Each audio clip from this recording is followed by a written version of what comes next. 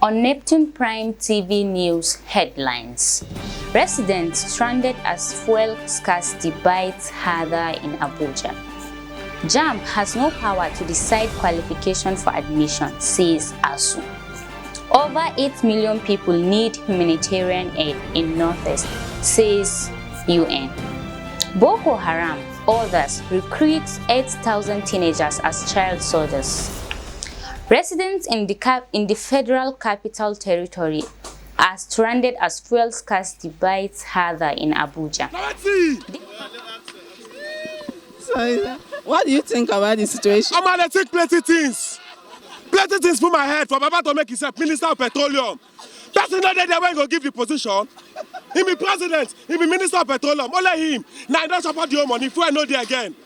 Now in person they come there. Who the whole people, how many country one whole?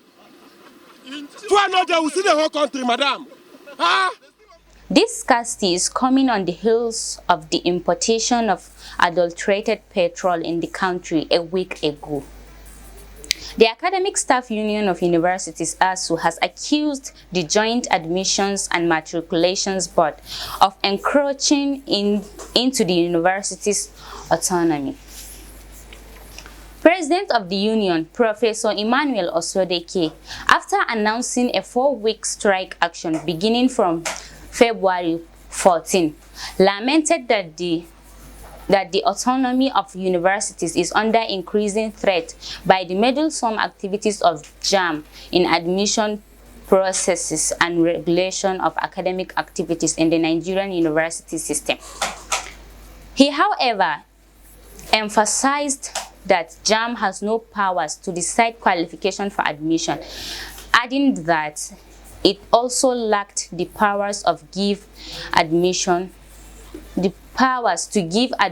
or delist programs of universities.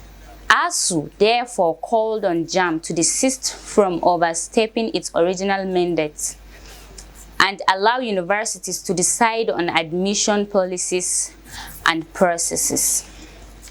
The United Nations Office for the Coordination of Humanitarian Affairs has said that 8.4 million people are in dire need of humanitarian aid in the Northeast this year.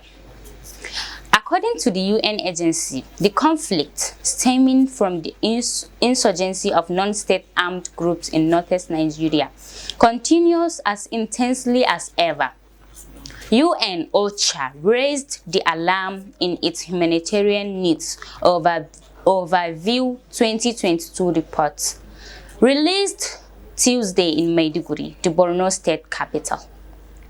The attacks and insecurity have displaced 2.2 million people, with the devastation of agricultural production and other livelihoods, said the reporter.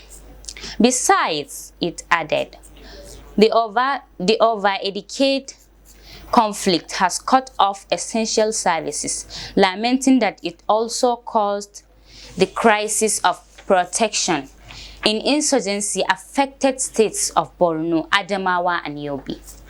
According to the reports, there is no early end to the conflict. In further disclosed that 1.5 million are internally displaced persons, returnees who lack basic services and livelihoods in their liberated communities. Lamenting on the incessant attacks, the report said that 3.9 million are members of community affected by hosting the IDPs in insurgency-affected states. On hard-to-reach areas, it said that about 733,000 people are currently inaccessible by the international humanitarian actors for aid. The conflicts and insecurity make humanitarian operations difficult and dangerous, the reporter warned, stating that most of the supply routes and roads in Borno State are highly risky for the humanitarian staff or materials to reach the people in dire needs.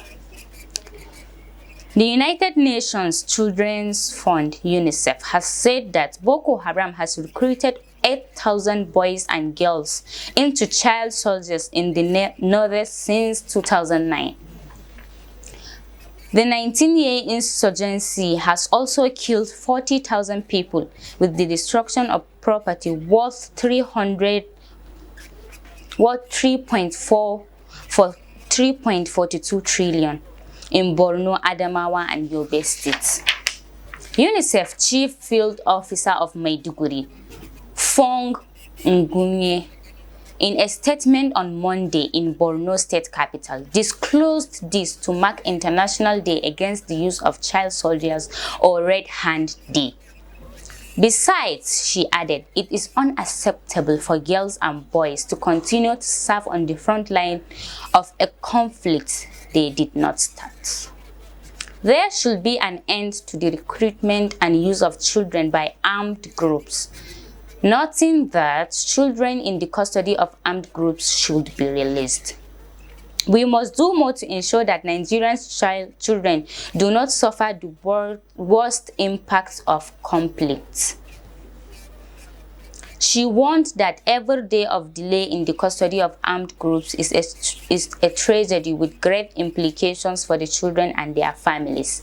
This is the news compiled by Aisha Musa Auyo, and I am Fatima Hassan Gimba. Good day to you all.